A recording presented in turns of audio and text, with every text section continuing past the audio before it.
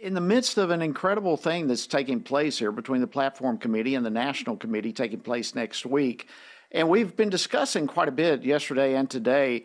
We'll be going into it further here in just a little while. But many members of the RNC Platform Committee found themselves disappointed, greatly disappointed, not only by the end result of the GOP platform, but perhaps even more so by the process that enabled party officials to literally steamroll their own agenda. The procedure was secretive.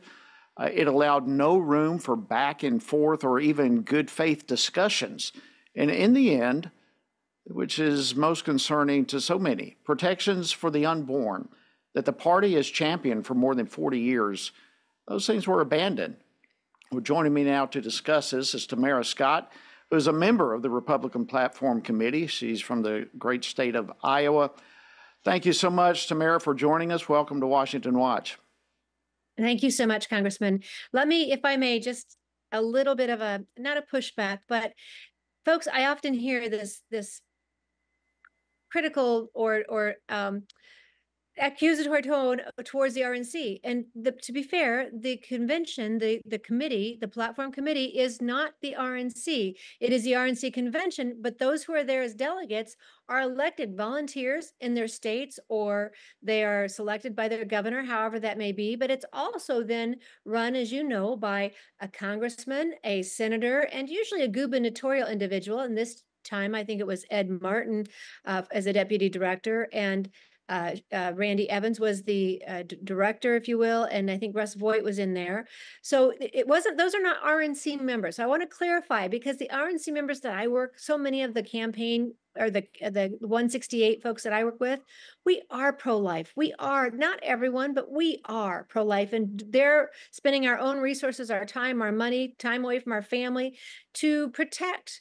As I tell people, my role is to uphold or to preserve our Judeo-Christian foundations as a nation, to protect our constitutional liberties and freedoms and protections as a people, and to protect our principles as a platform.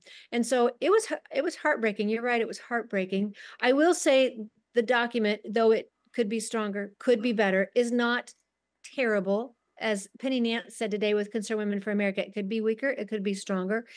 It still is pro-life. We as a party are still pro-life. It's just not the great language, the distinctive, definitive language that had clarity that we have enjoyed and stood with for 40 years. That, I think, is the heartbreaking issue, and that it was taken off, but not by a majority of the delegates. It was taken off, as you know, without the ability to really even have a vote or have input as to whether or not it was removed. We were just presented with a brand new document.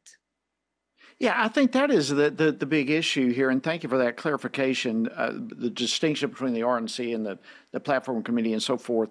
But what you just brought up, that is the big issue here. Obviously, there's some disappointment on the end result. It weakened, it watered down a very clear position that the Republican Party has had for over 40 years on the issue of life. But it was the process, the steamrolling, the lack of ability to have debates. It's not what many on the Platform Committee were expecting. It's not what how really that the committee has operated for decades. And their experience yesterday really revealed that things were not as they expected. Is that a fair statement? It was unfortunate. Listen, the folks who serve are elected or selected in their states. Some run for election, some are appointed by governors. But these are folks who have to make the decision how they're going to spend their vacation time. Are they going to spend it with family, or are they going to sacrifice family time to go and use vacation days on this committee? The air flights were very expensive. It wasn't cheap to get to Milwaukee. The hotel rooms were, I think, at least $300 a night, the hotel I was in. So this is not a small venture. People who do this are committed and they want to have input. Beyond that, they're taking the views of their state. For me, I'm representing my state, and I don't take that lightly.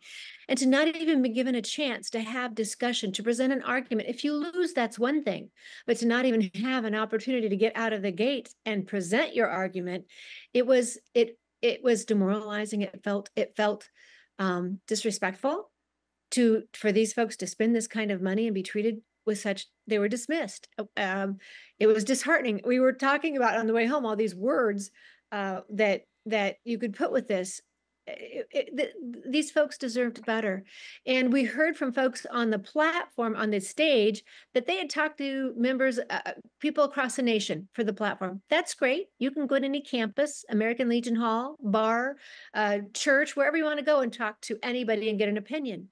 But the folks who deserved to be there to be heard were silenced.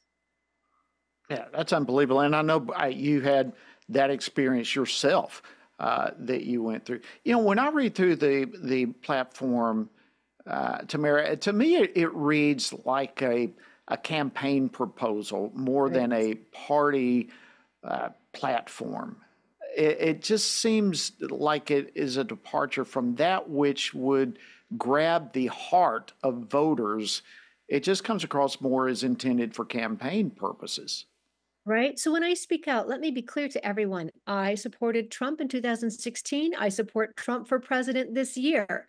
He's earned a great record in what he did in his first 4 years in office. So there's goodwill. To quote Penny Nance again, she said, there's goodwill he's earned, right? But only President Trump has earned this. Not everybody else working on the campaign has that goodwill. We're going to trust him at his word, what he did with the judges, Jerusalem, the embassy, life, all these very, very great issues. But I have said for months, I've heard this rhetoric from people associated with the campaign that it needed to reflect his messaging or his marketing. No, the party is separate. Now, where we work together, we work in tandem, and it's great when that happens. But a campaign document is from a candidate. It is top down. And in the issue of presidency, a presidential candidate is for a 4-year term. They're giving you goals that they hope to make for 4 years. A party platform is the grassroots ground up, and it is for the next 40 years. It is our timeless principles, our core values, and those aspirations of which we hope to achieve. We may not get them in 4 years, but it's something that's important enough, like life, that we will continue working towards it. Tamara Scott, thank you so much for taking time to join us today on Washington Watch.